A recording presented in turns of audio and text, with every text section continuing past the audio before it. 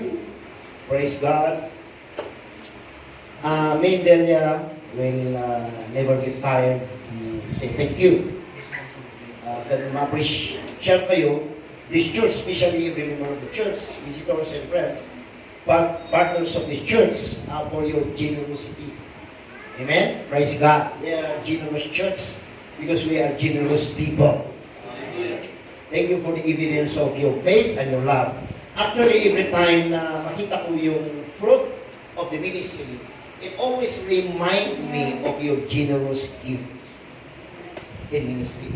Amen? Galing kasi kami sa Aurora at yung isang disciple natin doon, nagdala ng isang karton na daing na dadalhin daw sa mga mission or and nakita ko yung nakita ko yung paglago ng church natin sa Aurora, and it just reminded me, paano po kaya kung walang nagbigay? Nakapunta kaya ako rito kung walang nagbigay? You can just imagine the growth. I remember the days when God gave me vision for Aurora. Look at this, yung itong coastland, nung bigyan ako ng, kaya naging Coastal Mission Center Philippines yung ating ministry, na mission agency. It's because the Lord gave me a word, coastland. And I hindi ko maintindihan, hindi ko alam kung may coastland sa Biblia. Nung pagdating ko sa Isaiah 49, nandun pala. Blessed to me coast.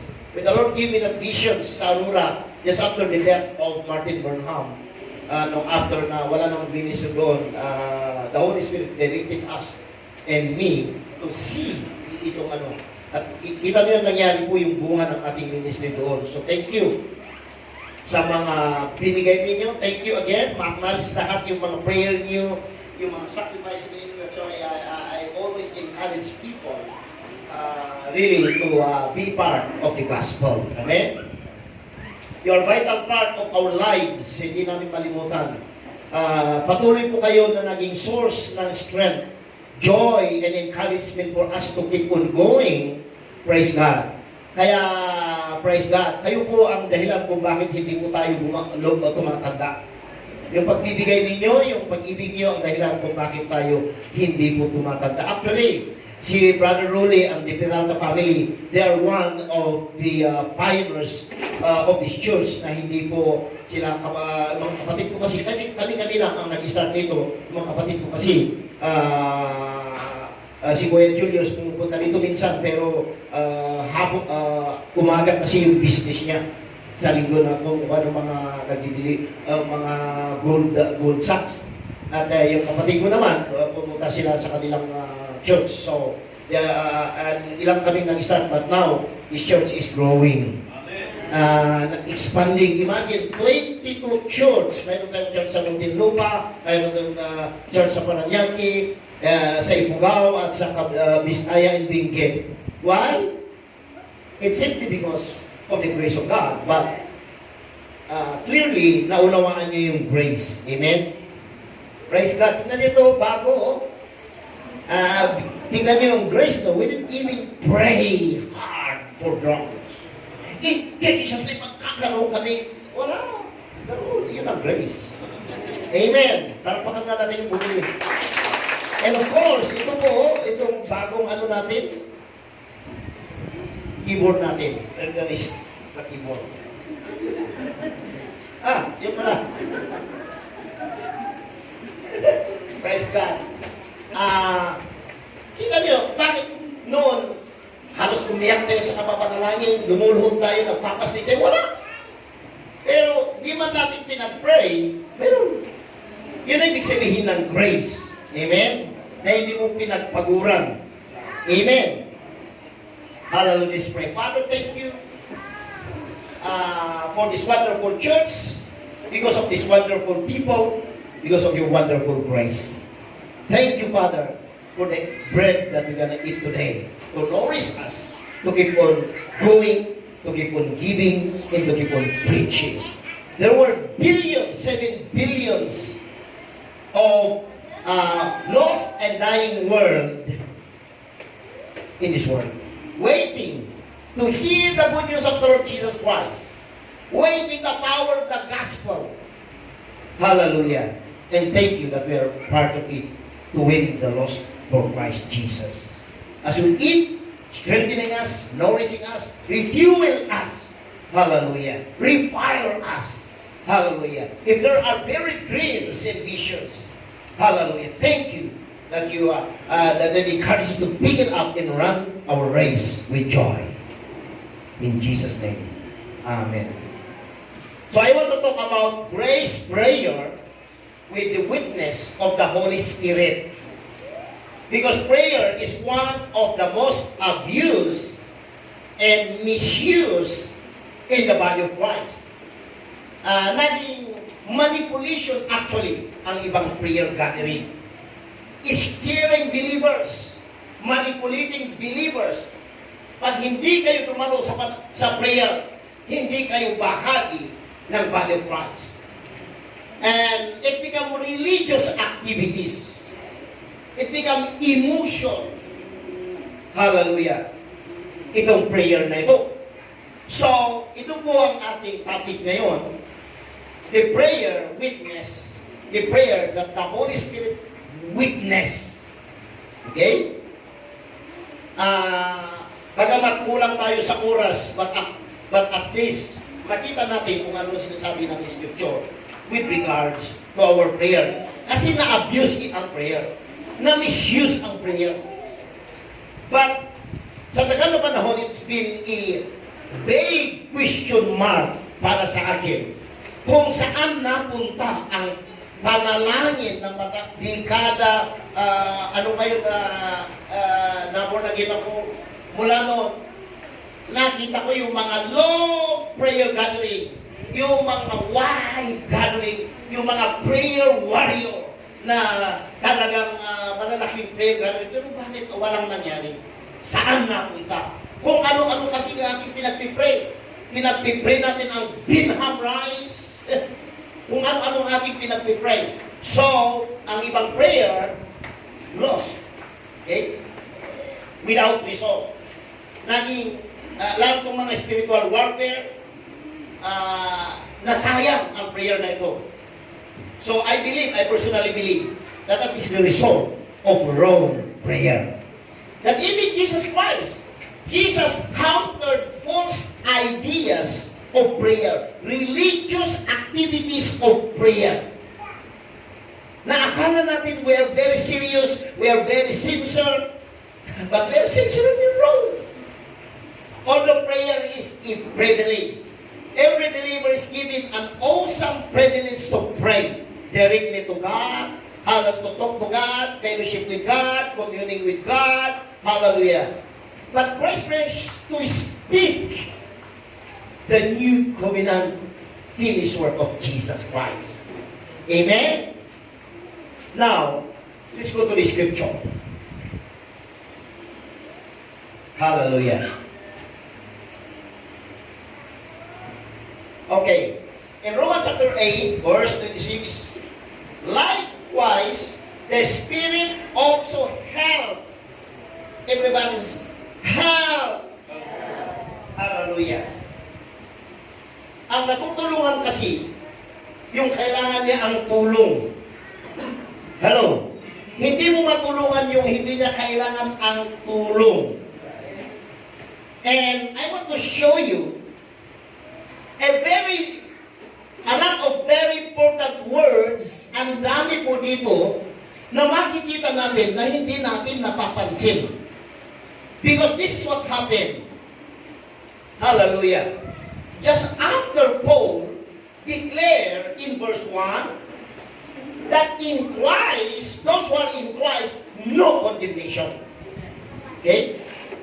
And then, I choose to start here in verse 26 for you to see, to encourage you, para makita ninyo, hallelujah, yung topic of the old in the new covenant to help us para yung prayer natin will not be wasted. Okay? Para hindi magiging emotional, para hindi maging religious activities, para hindi pumasayang. And Paul says, after so and so, makikita natin mamaya, the Spirit also helps. Imagine a prayer without hands. Without the help of the Holy Spirit, your prayer is nothing. And the second word that I want you to see is the word, our weakness. Maybe ang iniisip nyo, hindi yata sinagot ng ating Panginoon ang aking panalangin dahil medyo nagmura ako kanina. Maybe, hindi yata ako nagbasa ng Bible. Kaya siguro hindi sinagot ang aking panalangin dahil may kasalanan ako. Hindi ko kasi maalis-alis itong weakness ko na ito. Either pag-inom, either magagalitin, nakagaya ko, either ano man ang weakness mo, maybe ganoon ang mindset mo na address mo kung ano ang ginagawa mo, kaya nahihindiran ang panalangin mo. And there's always tendency that you condemn yourself and then begin to stop praying, begin to believe that yun ang weakness na kanyang sinasabi. But if you look back, and then go back to the context, makita natin mamaya, Paul is talking about two kinds of prayer. Two kinds of covenant, two kinds of life, two kinds of faith, two kinds of walk, Christian walk before verse 26. So you need to study the context before you understand. You cannot base in one verse and then say, hallelujah. This is what Paul is saying. You got to study the whole chapter for you to understand kung ano ang full context ng sinasabi ni Paul. So Paul is not addressing to your flesh weakness. Hallelujah. Because the weakness that he's saying here, tinuloy niya. Ang weakness natin, hindi natin alam ang dapat natin ipag-pray. Hello. The scripture answer the scripture itself. Hallelujah. Hindi niya sinasabi, mahihindiran ang panalangin mo kapag nagmura ka. Hallelujah. Kayo galit ng galit ang kotso diretso kay, kay Duterte. Na yun lang ang nakikita nila. Praise God.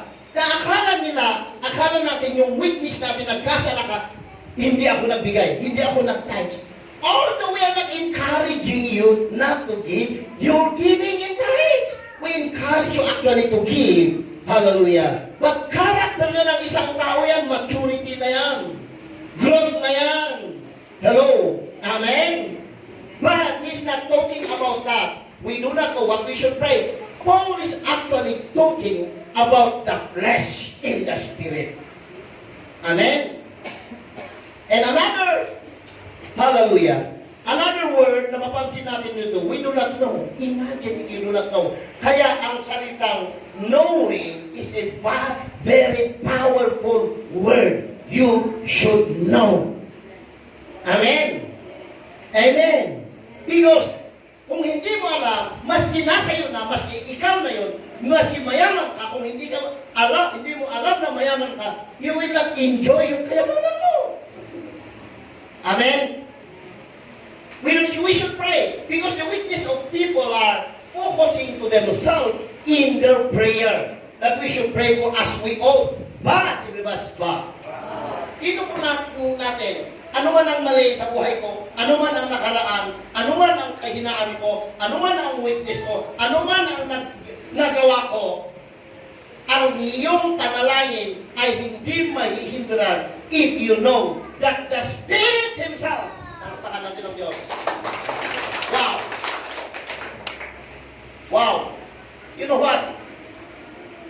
Alam niyo, insardun ko, the religious prayer ko, insardun ko, dyan pakitang tao, hindi lip service nga makumpula.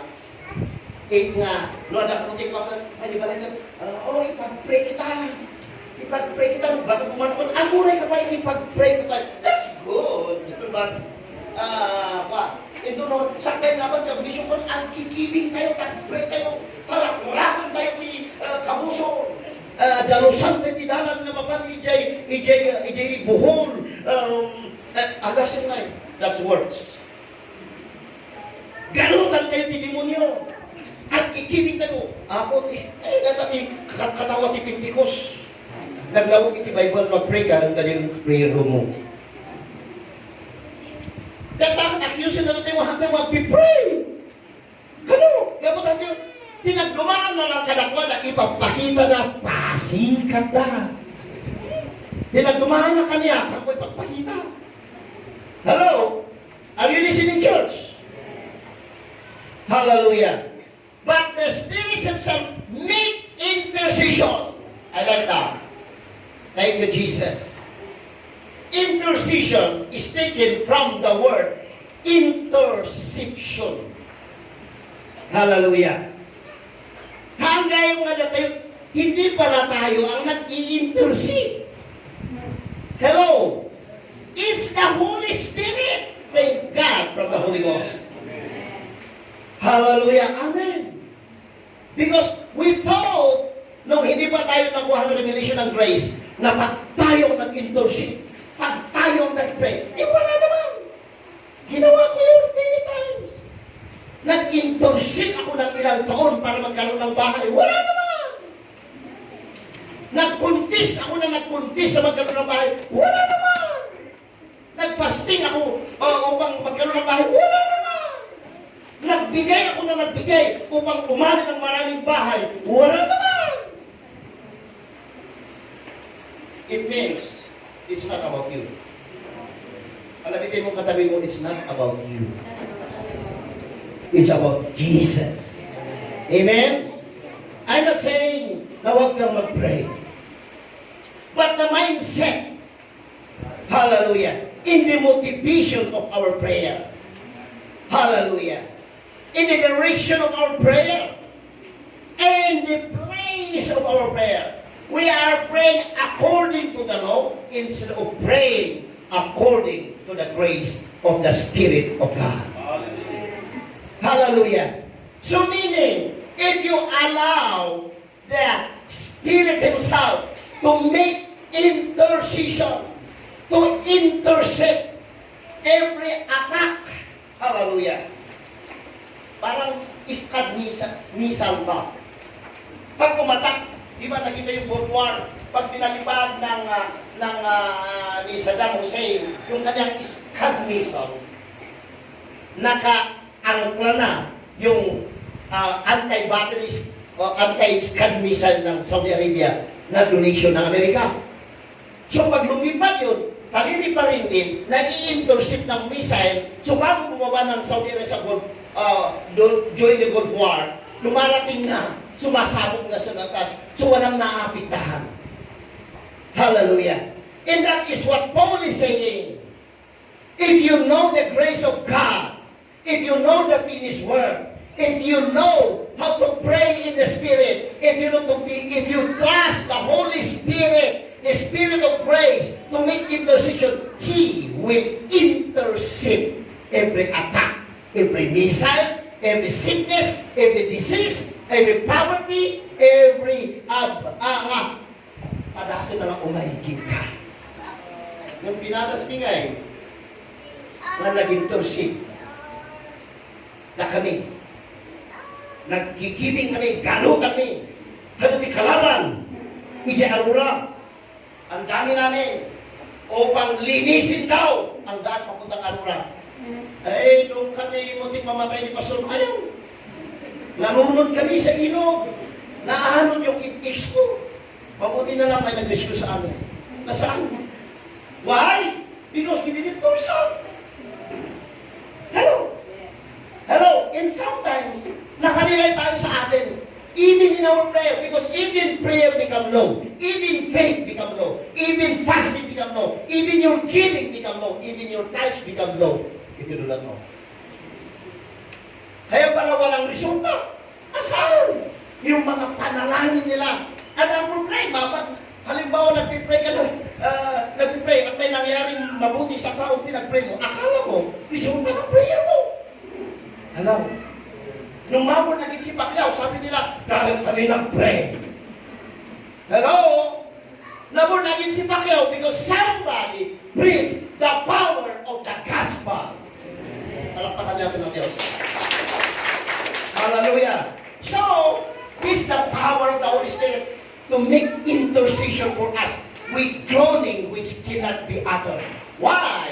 Because no one can utter, hallelujah, the utterance of the Holy Spirit unless the Holy Spirit utterance is given in your bosom to utter that you don't even understand. Amen? Amen. So let me bring you back to the context of what I am discussing here. Hallelujah. Because that is the problem. Prayer is become formula to get something. In the body of Christ, in most of the believers' life, they are using prayer to get something. No, kung prayer is to get something, hallelujah, dinadata yung kumaamin. Kung naman ikaw mo, apay ngayon ngayon nga awan. And I do not believe na hindi kayo nag-pray. You pray. Amen? Amen. Nagpalagay yung formula to get something. And we are abusing, we are manipulating, we are misusing prayer. Hallelujah. And it even become performance to impress God. You try to impress God. Don't try to impress God. He wants you to impress in His finished work. Hello? He impress you, not you try to impress God by your prayer. Hello? Amen? Amen? Amen. And you try to impress the Father. You know what? Walang makaka-impress sa Ama.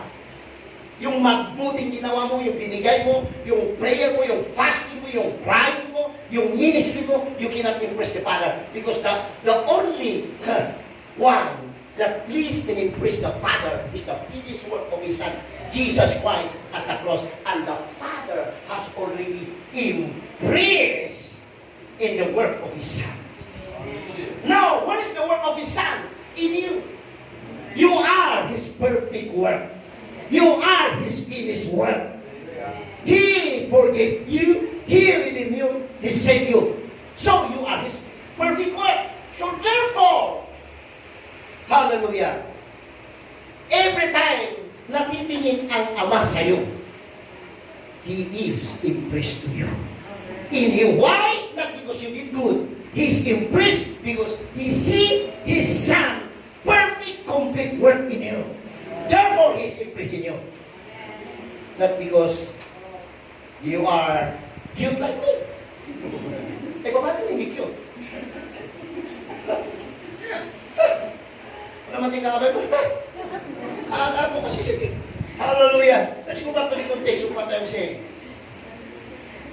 And in the whole chapter.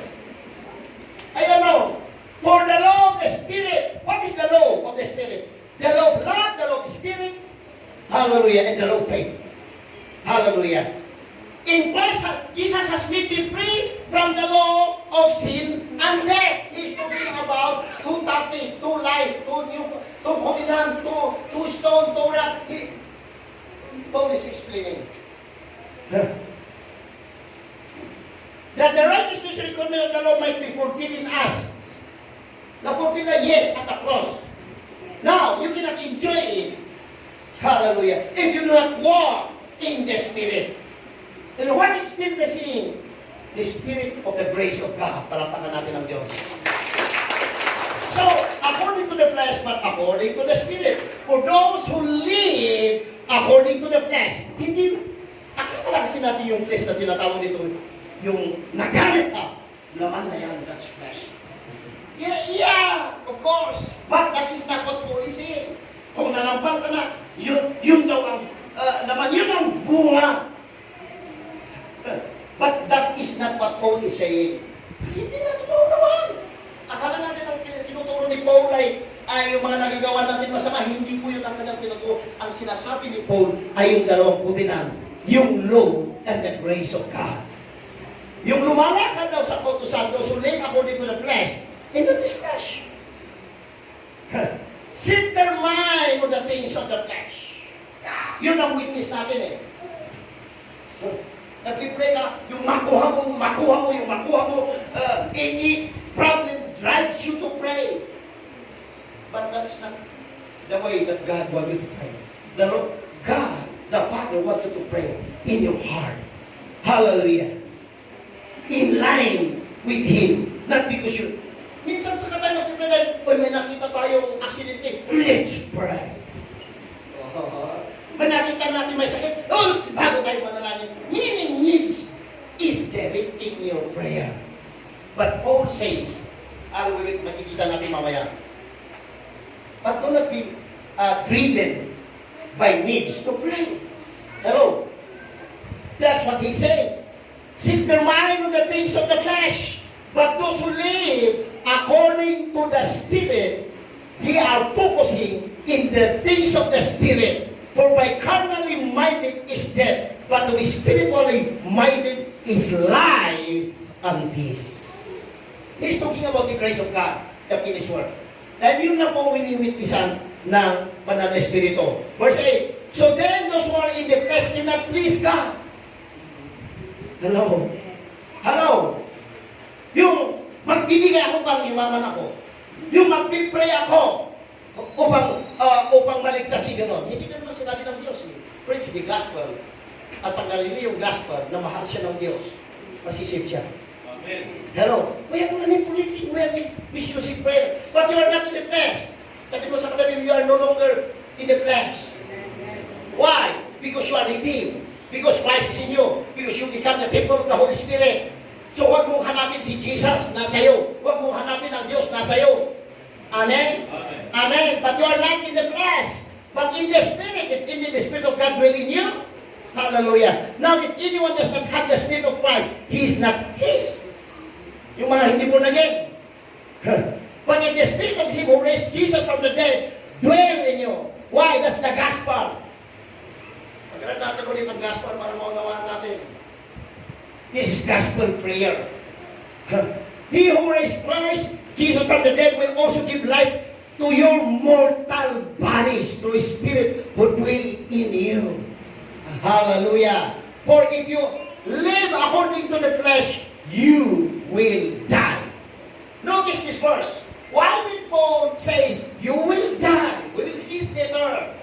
According to the gospel of Paul. Hallelujah. For if you live according to the flesh, in short word, Paul is saying, when you live according to the law, you will die. That is what he's saying here. Amen?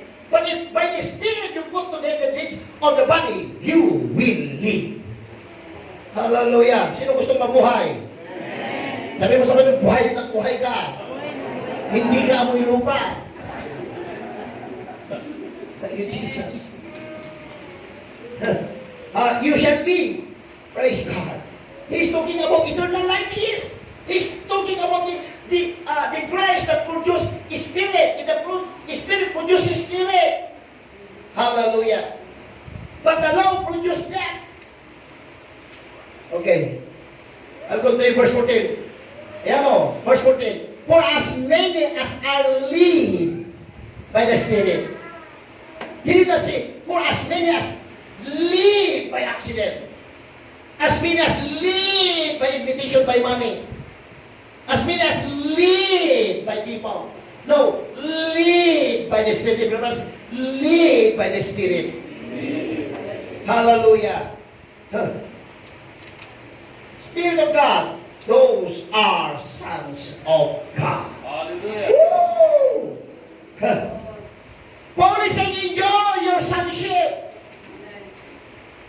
Enjoy being a child of the Most High God. And the child of God, the Father plan for His child is the highest and best. Kaya nga, tinuturo nila ng best para yun na lang. Dahil ito lang, kanang kumain ng church. But you know, it's not the diet of the church. But pastor, I keep on feeling churches alone. Hallelujah, that's why a lot of churches are dying because they keep on eating the law that kills. Hallelujah. Amen? For I consider, kaya alam niyo, yung mga nararanasan natin hindi maganda, wala yan. Sabi mo sa kanila, Wala yan. Kung naranasan mo yan, wala yan. Wala sa kapiting yan. Yung mga masakit sa katawan mo, yung mga nakikita mo hindi mo gusto, wala yan. Amen. Why? Praise God niya. Ang healing natin in Christ. Kung na-adipin niya, healing natin sa nararamdaman natin, wala na. Yari na tayo. Amen? Nung magyaman tayo pati healing tayo is in Christ. Hanga nag-festival clip na tayo. Hanga feelings tayo. Feelings. Feelings.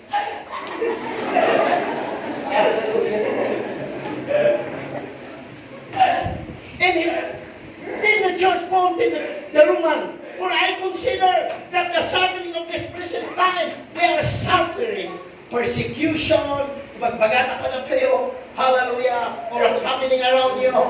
Praise God. At you are in this world, but you are not in this world. Amen. Hallelujah. Well, na-experience natin, makita natin, but don't allow yourself to be affected so much. Amen? Sabi ko nung minsan sabi ko sa inyo, may mga tao kasi nagdidipindi sa tao. Ayun ang sabi niya, nung mamatay ang anak niya, mapatay ang anak niyang nagtatrabaho. Sabi niya kay Presidente, Mr. President, sa kanya lamang po kami umaasa. Siya lamang po ang aming pag-aasa. Siya lamang po bumubuhay sa amin. Paano lang kami ngayon? Ba't kasi sa kanya? Hello? Because they are in the flesh. Isunod ni anak na, isunod lang, pinamamahan na. Hello? Paano lang kami? Anong papakano ka na? Praise God. You see, for as many as live by the Spirit of God, sons, hallelujah, of God. Hallelujah. Those who live in the grace of God, not in the law. Because law is the flesh. For you did not receive the spirit of bondage again of fear. Hallelujah. But you receive the spirit of adoption by whom we cry out, Abba, Father. Woo! Hallelujah. Tatan tayo isuna. Ama, kuna tayo. Pero nasyento ko rin dali. Amen.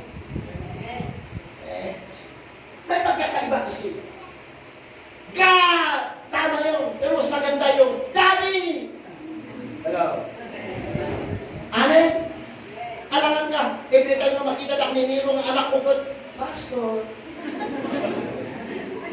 Hello? There's nothing wrong in calling God God. God, you are talking about what He is doing.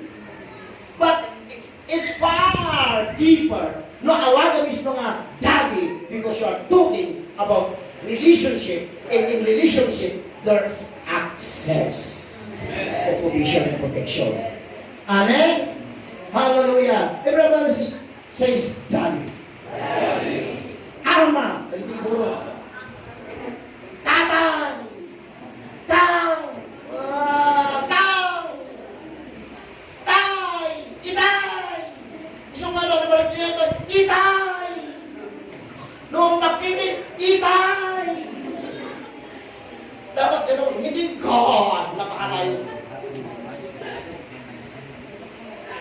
The Spirit Himself bear witness. No, kaya nga sinasabi ko witness. Nakinig ko mabuti. The Spirit Himself bear witness with our spirit that we are children of God. Amen? That's the witness. Sigurado, witness ako dyan. Naibagan nga, Tay! Witness ako nita. Wala the Holy Spirit. Tay! Nabandog ako. Yagin na naka. Witness ako nita. Hello? That's always the witness of the Holy Spirit kind of prayer. Salamat! Kaya mapakawan na past, present, and future. Witness ako nita. Hallelujah. You cannot obligate the Holy Spirit to witness sa law. You will never witness. But when you speak the grace of God, the job of the Holy Spirit to witness. Yes. Yes. Yeah. Hello. Amen? So I consider that the suffering of the Spirit are not worthy to be compared with the glory which shall be revealed in us. Palakpakan din mo din ako. Thank you, Jesus. Ito problema, usasan natin yung prayer to kumanda. Di ba? Pero na ginagawa ng mga maraming Pentecostal na kagaya natin. Jesus! Pagkalawin mo po sila. Pinatawag na nga eh. Pagalingin mo sila.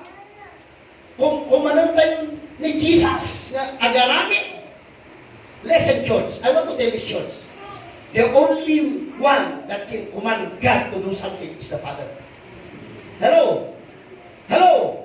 And He has already seen His Son. He command. It's their destiny. It's their plan. It's according to the plan of redemption. Nga mapan. Iso na lang di makaibaon. And the Holy Spirit witness.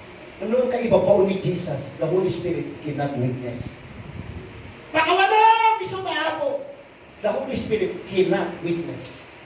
Because pinakawanan. Nung nagpagab, salamat na pinakawanan mo na kami. And the Holy Spirit says, yes. Jesus has already forgiven you. Past, present, and future. No, di karanan mo, salamat na bakna kini Kristo. Yes, the Holy Spirit will witness. Yung nung walang kasalot, biyan ko tatang pubriya. The Holy Spirit cannot witness. Pabaklangan lang ako. The Holy Spirit cannot witness. Because at the cross, pinabaklangan ako. Nung naibagam, Lord, Father, Jesus, Holy Ghost, salamat. Na nagpakapubri ka di cross, itatambak na lang. The Holy Spirit will say, yes, and amen. Hallelujah. Praise God. Amen? Now, let me question. Because prayer become a formula to fight the devil. You don't need to fight the devil. Because spiritual warfare is not to fight the devil. How can you fight to defeat it? Nagbaling nga religious activity. Nagbaling nga asking in prayer. Hallelujah. And in the Duma, in the prayer, naging excuse not to get involved in evangelism and mission and discipleship. The Aramidon, the religious people, ipag-pray lang na nun sila. Sa balik prayer, sa balik yung ma-involve ka. Hello? Ano ang aramatic na excuse yung prayer kung hanggang ma-involve? Kaya alam mo, wagas nung kamakapan. Yung kung nalang nga, nung kamakapan, bay ka mo niya kwartang mapan. Amen. Ikaw saka na niya kwartang. Amen? Amen. Ba't di mo na? Lumamod na, oy, admission kayo ka din sila. O sige, pag-break sila. Amen! Nilakot din. Hallelujah. Hindi baga ko lang I'm believing God with you. Amen? Hallelujah. Now, listen, prayer is not forsake. Hello? Natigit mo sa kwan. Tanda ba, papautang prayer ka? Ipag-preach ka, tayo ko na nag-abroad ka, hanap maliplipatan ang ito na nakita ka, impag-syakpay nilang ipag-pray ka, pagkatapos kasta ka. Hello? Pautang na prayer. Ito na naagasan niya tao ka, siya, yan ang ipag-pray ka. Laglagi po na. Nagpautang na. Ano naman tikamay mo hanggang may pautang ni prayer? Hello? It's not for lending the prayer. Another prayer not is prayer meeting. Prayer is not to reveal the secret sin of others. Listen, church. Because in most prayer gathering, why kayo, nag-pray tayo, nag-ikastoy ka, nagpuksita, nag-sister so-and-so ka, nagsina na, sisters. Hello? That's not the use of prayer. Hello? We don't pray to reveal the secret of others. It's very dangerous. Amen. No, no, no, no. Then pray, thank you, Lord. Tada, no condemnation, pinikabsat ko. Thank you, Lord. Tada na tali, baon ka. Kaya kita tumulong kita na. Thank you, Lord. Tayo palagi po niya. Ayat mo nga nakdakal kita na. Kasi di prayer. Hanga di mang gather ka pa. Una si kagani yung may tayo ipag-pray kayo. May sublim pa kay prayer yun. Yan nangyari kita na. Foolishness. That's religious. Hello? Are you listening? So may bagay sa church. Paparan nyo nga church. Nung kasi di-prayer, pumanok kayo. Iso nga nag-pray na. Di mo sa laman ibangin. Kung baga nga ipag-pray tayo. Iso nga nakamuha na.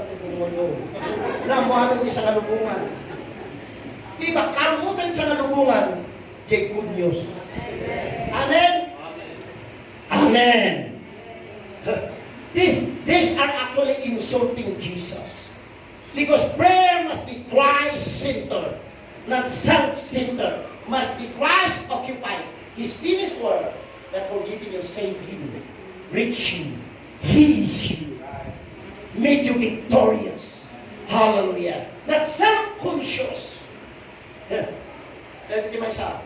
Listen. Aming lahat po ng ating tinanggap na blessing at mabubuting bagay na ating tinanggap, natanggap mo hindi dahil nag-pray ka. Natanggap mo dahil mahal ka ng ating Ama. Amen. Palakpakan natin ang Diyos. Amen? Amen? Hallelujah. Kaya, minsan pag nag-testimony tayo, kaya ako nagkaroon nito. Yung pagtahangin, baga ni Ruli. So nga nagkaroon na, iti imiris. Gapunganinta nagkararaga. Gapunganinta ng baga na kayo baga. Hallelujah. In baga na tatay parabol iti apo. Alangan mo kami nga kung gano'n tatakot, luwang pa lang ipagluganan tayo. Dapat kayo ba? Luwang pa. Dapaw. At ay ambasador kapag lugluganan na kutluwang. The ambassador limousine ipagluganan na. Amen. And we are ambassadors of Christ. Amen. Amen. Amen. Hallelujah. Now, listen. Kahit kung ipaga dito, what is grace prayer that the Holy Spirit will witness? 1 Corinthians 14, verse 45. And so it is written, hallelujah, the first man, Adam, became living being, the last Adam become a life-giving spirit. Meaning to say, hallelujah, if you go back to the law in your prayer, keep on asking, crying to get something, manipulating Jesus, alamin naman natin, saan mo nga ipaparami yung kini Jesus tinalpas na nga inarami? Why not just say, thank you Jesus tinalpas mo nga inarami? And that is the last, first Adam, but the last Adam become a life-giving spirit. Palakpakan tayo mag-yapo. Why? Because you are in Christ. Now listen, how do you pray? One of the most effective grace prayer, because according to our text here, hallelujah, likewise, the Spirit also helped in our weakness, for we do not know what we should pray for us to know, but the Spirit Himself. So sometimes, it's good in the flesh not to know what you pray, so that the Holy Spirit, hallelujah. Now, let's go back to the word. Hallelujah. Now, ito po, para mabalidate ko yung sinasabi ko kanina, you shall die, doon sa ating kwa. Paul says, who also been as sufficient as ministers of the new covenant, everybody's new covenant, not of the letter, the law, this is what he's saying, but of the Spirit, for the letter, the law. So when you pray according to the law, you are killing your prayer. Hello? Every time you preach the law in the church, you are killing the church. But the Spirit give life. So you must pray according to the finished work of Jesus Christ. Thank you that I am blessed with all the Spirit of blessing in the heavenly blessings. Thank you that by the stripes of Jesus I am healed. Thank you that thank you that I am the righteousness of God.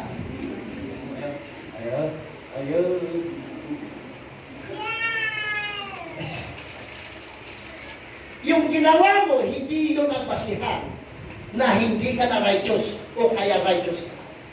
Hello? Praise God. So, for the little kills, but the Spirit give life. So this is the contrast of the prayer that Paul is saying, two kind of life, two kind of prayer, and two kinds of walking, two kinds of ministry, two kinds of believing, and two kinds of prayer. Law or grace. To avoid killing your prayer and your ministry. Now, how do we pray effectively? One, First Corinthians chapter 14, verse 2. For he who speaks in tongues does not speak to men, but to God. Wow. Wow. Hallelujah. So, those who can pray in the Spirit, can pray in speaking in tongues.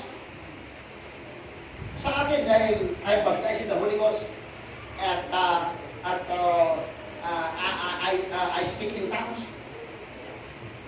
Most of my prayer, hallelujah, is speaking in tongues.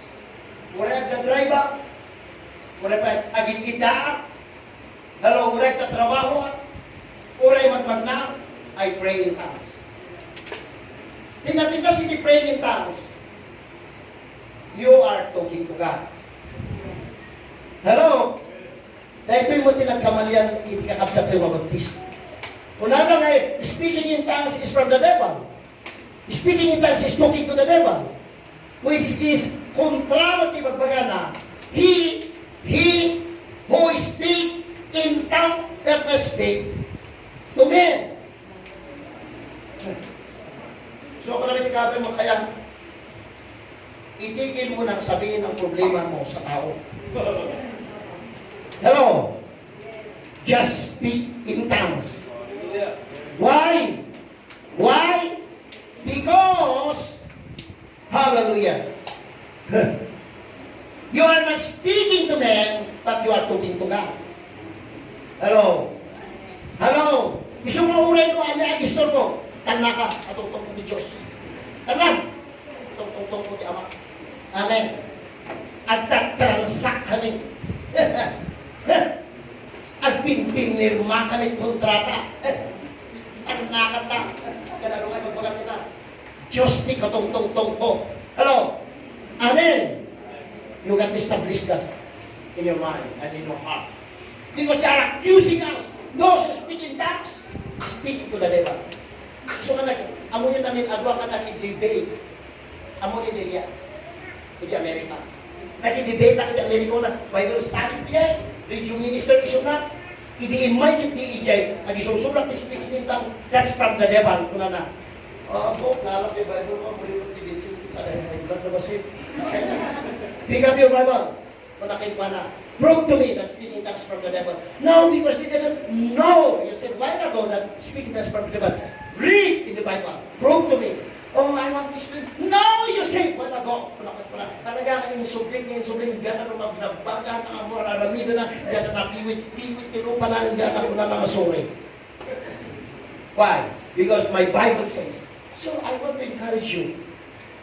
Choose to speak in the Word. Hallelujah. But to God, kantong Diyos di katong-tong mo. Amen. Yung tao di katong-tong mo, di tayo na ma-frustrate ka. Ang mga makayatan di pagana, di desisyon na. But actually, no Diyos di katong-tong mo, sigurado kaya't munto di pagana. Kaya't munto di desisyon na. Hanggang kang kamali, Diyos panakin ka. Hello? Why? And I discovered this. The reason kaya ti demonyo mapasad din they speak in tongues.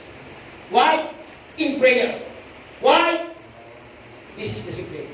Because he cannot understand the Holy Spirit alphabet. Palakpakan Timothy ako. Kailangan mo ganito. In Jesus' name, pautang na ko kami dyan. In Jesus' name, nungutang ako bakit, huwin ko na. Kapag nagdisigo niya, kaya pagpagang, kakaday, ay apo, kakaday ko na lang dyan. You can counter your prayer. No, if you pray, ora makaste, kinebahante, nilorobokon ko, rahasatan kamande, bro, hanang maawatan. So, if he cannot understand, then he cannot counter. Then you will become successful in prayer. Palapagati ako. Hallelujah! Why? Because in the Spirit, because speaking in tongues is the Holy Spirit utterance according to Romans 8:26, our text while ago. That cannot be uttered. The devil cannot utter speaking in tongues. He cannot understand. Therefore, he cannot launch his counterfeit. Hello? Are you listening, church? Amen? Hallelujah. However, everybody, however. What? What's next? In the Spirit. That's what I'm saying. Witness by the Holy Ghost in prayer. In the Spirit, speak mysteries. Hallelujah. Misteryo, kadagyan makawat misteryo, tinimunyo. Sumahan na nga makawat na hindi natin stop. And the good news is that the Holy Spirit will never lead you in a wrong way. He is always right. Even you are wrong, He is always right in you. Hallelujah. Ito ba? Let me show you. You, beloved, because how do you build yourself? This is the question. Build yourself in prayer. How? Building up yourself on your most holy faith, praying in the Holy Spirit.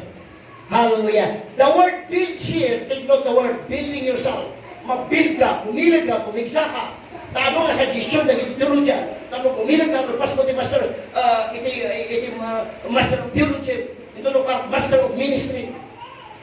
And then doctor of ministry, doctor of divinity. Then italpos mo ka no. Hallelujah. Taano mag-build ka, but it is not what the Scripture is saying. So in those teaching, the Holy Spirit, no, that's not how to, the way that me and my Father designed to build you up. We designed His way. It's restful, it's easy, it's joyful, it's sweet. Hallelujah. Speaking in tongues. Then, because speaking in tongues means without efforts. Sweet means grace. So pray, building yourself up on your most holy faith, praying in the Holy Spirit. And the word build, listen to me, the word build means, in the Greek word, it means putting things together in a proper order. Wow! Kung naman tinaban mo, wow! Uray gayam dyan misak na panagpanpanunod mo. When you pray in tongues, when you preach the gospel, when you receive the message of grace, ibibuild ni ako Diyos, isingsingpate ako. Kaya't nakasaon, jay nagusog-gusog ang panagpanpanunod mo. Hallelujah. Malagip ko niya, ilihans na niya ko agad, ilikas na niya ulo na agad, inutukaw na. Nangahuay. Eh, tapos nga maggusog niya yung DJ ko. So ngayon, dinaglihans pa rin sa marunong ko, naka-gel yung tao ko, okay, good gel. Mananahan na ngayon lihans. But you know what, nagusog-gusog ang panunod mo. Kung naman tinabay mo, Jay, nagkusog-kusog na panunod mo. Hallelujah. When you pray in tongues, when you hear the gospel of grace, when you preach the message of the finished work, then maisinsing pa. The missing pieces of the puzzle begin to come together. Hallelujah! Then mati nga ugali mo. Hallelujah. Don't worry. Praise God. Building means to say, putting together in a proper order. Nagbalit tayo nga in order. Amen? Amen. Okay, let me prove. Hallelujah. What I'm saying. Paul's prayer. Therefore watch when they pray. And remember that for 3 years I did not cease to warn everyone night and day with tears. Hallelujah. This is the prayer of Paul. Hallelujah. To the church. Hallelujah. Tananadana Isuda, nag-Ephesian, kaya ano nga churches, Thessalonian, nahanda kong mga agsubli-tilintag. Especially ti Galatia, nga agsubli-tilintag. So nga warwarningat na kayo, mauray kayo pugi-pugi ti kararagyo. Kung kayo isan ti kriyaryo, isang-sahin ko kada kayo, kayo kumanga kasta, agi na na kayo kumatparamor, para tanga prayer yo, hallelujah, awan sirsirbina. And, iti verse 32. So, now, yung kuminang kakabsat, I commend to God and to the word of His grace. Hallelujah. So, the more you eat grace, the more you hear grace, the more your mind builds up, your faith building up, is edified. Hallelujah. Amen. Evil. Ito, to validate my argument, to build you up. So, grace prayer, build you up. Hearing prayer, build you up. Preaching grace, build you up. Hello? Hello? And give you an inheritance among all those who are sanctified. So when we pray, speak the finished work of Jesus Christ. Deta tikwa, deta itiktibo ng kararag. Amen? Amen. Praying in tongues. Maybe ko na yun. Kasano nga dagi, hanga maka-pray in tongues. Hallelujah. How do I, kasano nga dapat na baptize? Don't worry. Before we go that, itinijay, adapt myself. For they heard him speak in tongues. You see, speaking in tongues is magnifying God. Parang pakatiwati ako. So, ibig sabihin, instead of focusing to your need, hallelujah. Then, instead of focusing your need, choose to magnify God. Parang pakatiwati ako. When you magnify God, then, hallelujah, that provision, protection, hallelujah, wisdom, knowledge, revelation is flowing in your life. Why? You are magnifying God. Amen? Amen. Okay, how about those? Because they heard them speak in tongues. Amen? Iso nga nung karalag tayo gamin, may mayat pa hanyong sabi magilihan sa karalag yung tao. Hanyong itig sabi, you can do that, Shakaramalek. That will give you, destroy your faith, and then, pag-pray kayo, di maawatan na. Okay? Nang maminsan na nalagay, agilihan,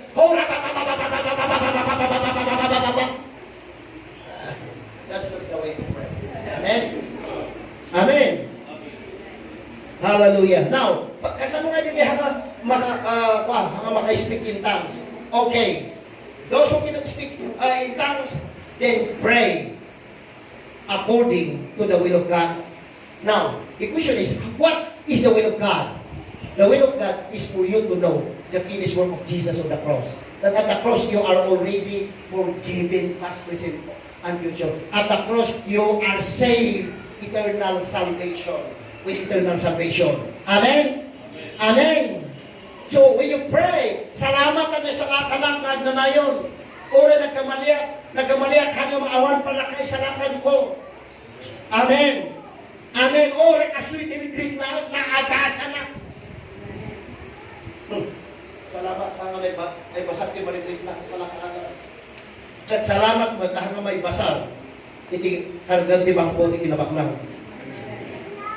Hello? Hello? May basal. Iti panangkit ang iti grace of God. So, no hanggang ka na-baptize, pray this way. Father, thank you that I'm forgiven. Past, present, and future. Thank you that I am the righteousness of God. Thank you that the provision of God is flowing in my family. Hallelujah. That the joy of the Lord is in this house. I look unto you, I put myself, you, Jesus, the center of my home, the center of my family, in the center of my ministry. Be Christ conscious, Christ occupied, Jesus occupied. Amen? Okay. Hallelujah. Now, nung nagbasa mo kayo, I hope, ano masuplihan niya 1 John 1:9? Stay here. Hello? Are you listening? Are you listening? Because inaramid na ng major doctrine ni 1 John 1:9. Lahat na binasa ni 1 John chapter 2, na sumarlo, where you can find the conclusion and the context. Hallelujah. My little children, these things I write to you so that tapuhan kayo magbasol. And if anyone is, conditional word, is a future. Hallelujah. If anyone sins, kung nakaranig kayo, then he stopped teaching you to confess your sin. But he said, we have an advocate. So in your prayer, know that you have an advocate. Ano yung kayo nga sa advocate? Abogado, in short word. Legal lawyer or legal counsel, that's advocate. So meaning, klaro, pag nagkasala ka, huwag ka na makialam. Hello? Pag nagkasala ka. Siyempre, ang tao, kailangan nilang mapakinggan. Oh, sorry ha. Kawan mo ako, nagkamali ako. Pero, between you and God, huwag ka makialam. Dahil hindi mag-witness ang Holy Spirit. Ang kailangan mong alamin, mayroon kang abogado. Dahil bawal na inapan mo ang kaso mo kung may abogado. Hello? Are you listening? Sino napunta sa inyo sa korte? Na ang akusado, siya ang naglalaban ng kanyang kaso. Hindi mo pwede. Ang pwede lang maglaban ng kaso pag nasa korte ka ay ang abogado mo. Hello?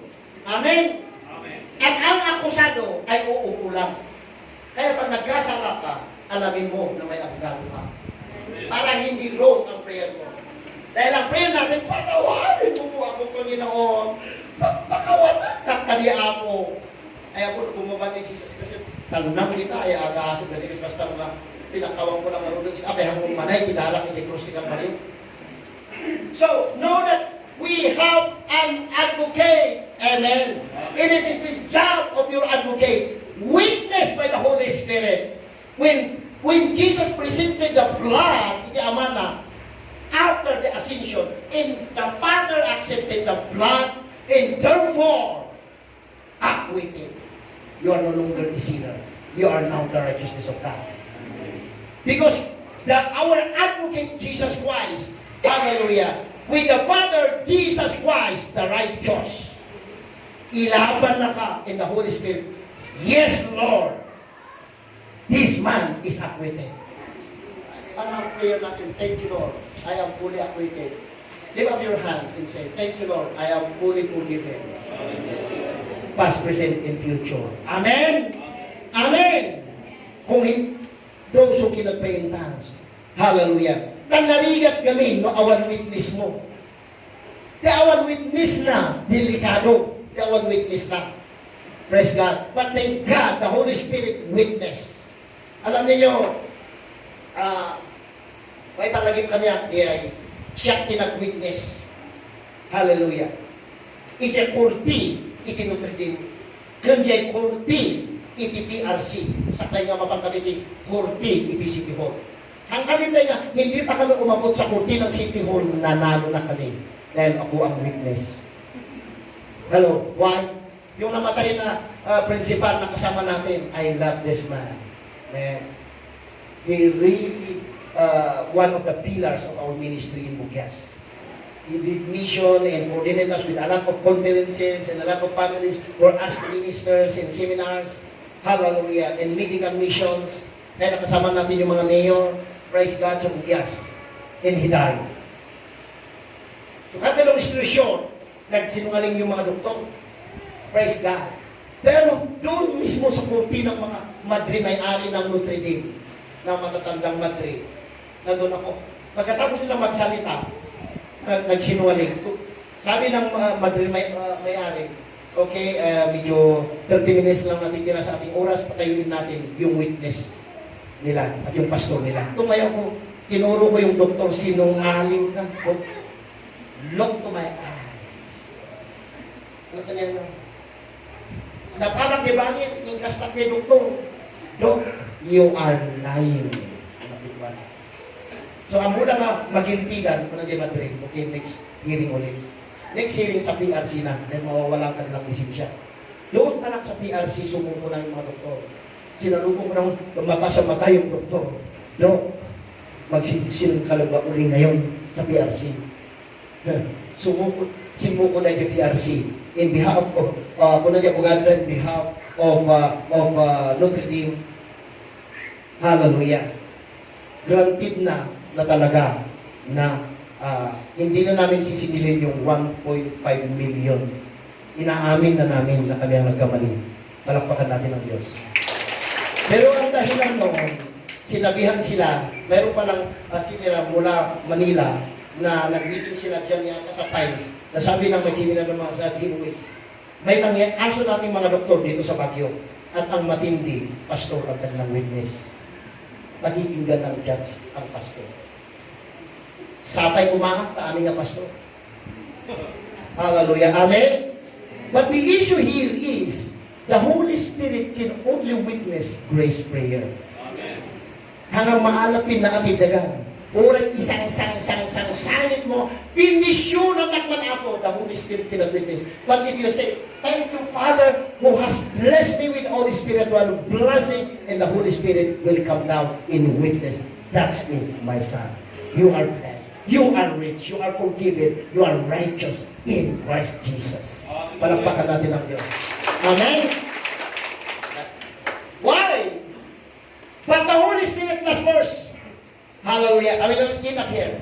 But the Holy Spirit also witnesses to us. Ano ang wini-witnesses ng Holy Spirit? Hallelujah. Pag sinasabi mo na makasalanan ako, God cannot witness. But the Holy Spirit is our witness to us. For out there I said before, this is the covenant. And His witness is a covenant that I will meet with them after those days, sister. I will put my laws. Hindi niya sinabing ipapagawa ko sa kanilang aking batas. Ang sinabi niya, ilagay ko sa kanilang isipan at sa kanilang puso na tapos na ang batas. Hallelujah. Hindi na nila ipapagawa dahil magwi-witness na tapos na.